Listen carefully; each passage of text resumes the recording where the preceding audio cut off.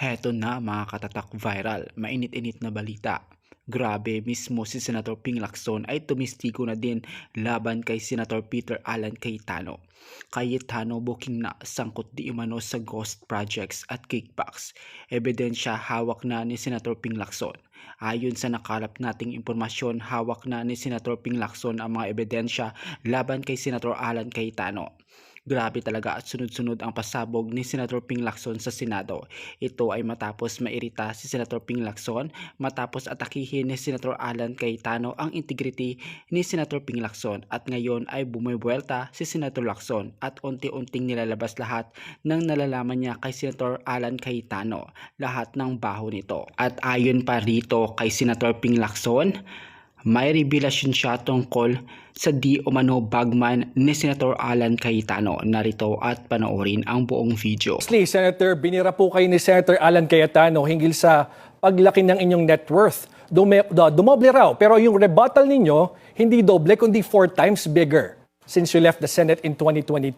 Can you explain to us bakit nga po ba lumaki yung inyong net worth in between 2022 and 2025? Yeah, unang-una, wala ako sa gobyerno from 2022 hanggang 2025.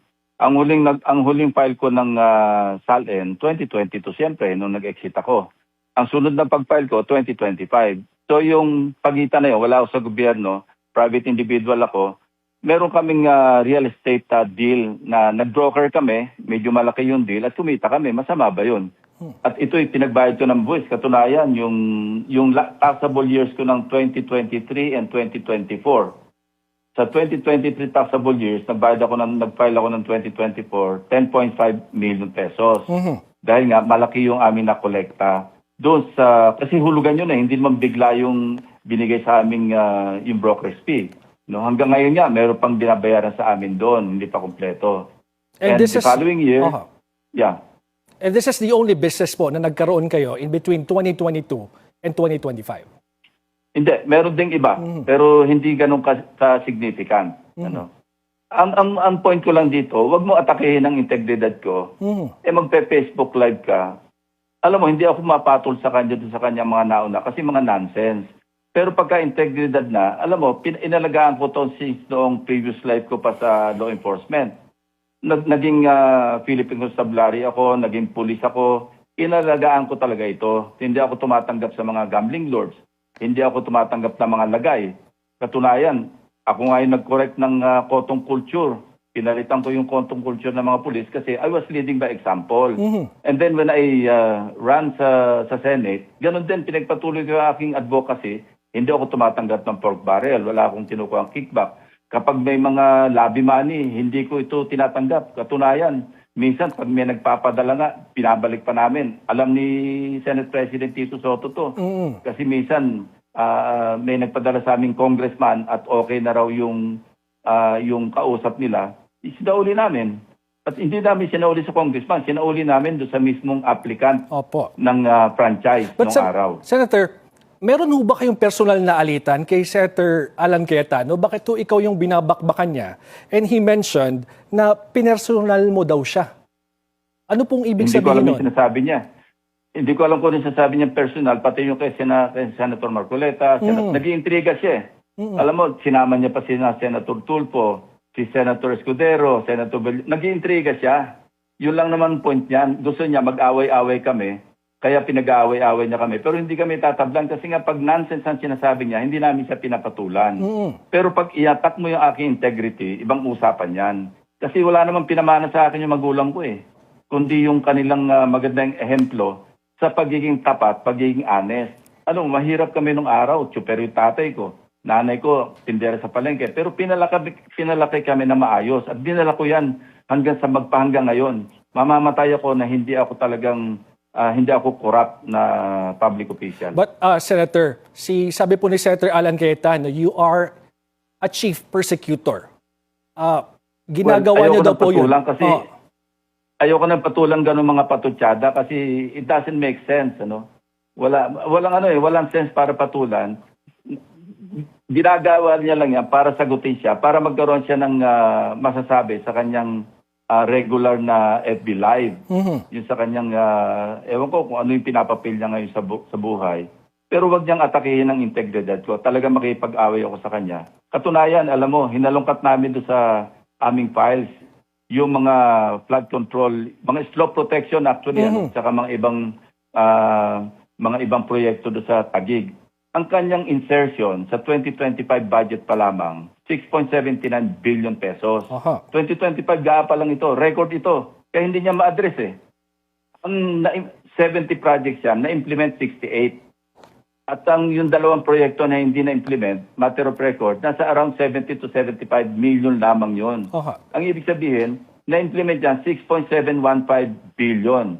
Now, may kausap kami mga kontraktor na nagsasabing hindi siya bumababa sa 25%. Hindi galing sa akin yan. Yan yung amin dinedevelop ngayon. Na pagka nag-resume yung hearing ng Blue Ribbon Committee, pwedeng lumabas to. Hindi ko sinasabing sigurado lalabas kasi work in progress ito lahat. Meron yung dalawang proyekto na Diskaya, St. Timothy, saka St. Gerard. Ganon din, may problema. Meron din yan yung sa top 15, yung Top Notch, Catalyst, Builders, na nasa top 15. Ito yung mga proyekto niya dyan sa Taguig na, pati nga yung kanyang bagman, identified na namin, hindi ko lang sasabihin kung sino muna, dahil dinidevelop nga namin ito. And just to clarify, yung dinadaanan ng kanyang mga kickback. Just to clarify, Mr. Senator, you're saying that Senator Alan Peter Cayetano, from that 6.9 billion insertions, nakatanggap siya ng 25% na kickback? Yun ang information, subject to validation. Yan ang sinabi sa amin nung kausap naming kontraktor na nangontrata sa Taguig, na hindi siya bumababa sa 25% yung singilan dyan siya. No? At yun yung, alam mo yung maski yung city engineer, hindi ko nababanggitin yung pangalan. Ano? Pero labas-pasok sa casino, ang win-loss record niya, yung lifetime na win-loss record, 2 aliases ang ginagamit niya. Nasa akin yung record niyan. Nasa akin yung dokumento niyan. Will this be... Ang lifetime win-loss record, yung panalo sa katalo, kung susumahin mo, nasa mga almost 500 million pesos. So kung city engineer, gano'n ang gawi, hindi ko alam kung tolerated niya ito o hindi. Pero yan, nasa record din yan. Ano pong plano nyo dito sa mga sinasabi nyo pong hawak nyong ebidensya at case build-up na ginagawa nyo? Will this be a subject of the Blue Ribbon Committee hearing o ibibigay nyo po ito sa mga law enforcement agency? Either way, pwede ko idiretso na sa ombudsman kapag yung mga ebidensya. Pero mas magandang ida sa Blue Ribbon para merong testimony. Katulad yung kay Bernardo, kina Alcantara, merong magpapahayag. At pagkatapos nun, sususugan yan ng mga documentary evidence para matibay. Katunayan, may mga naipadala na kami sa ombudsman. Pero mas mainam sa, alam mo, ang chairman yan, si Senator Erwin Tulfo, pinag-usapan na rin namin ito. Na pag nag-resume, meron kami mga ipapatawag na mga resource persons na siyang magpapahayag under oath.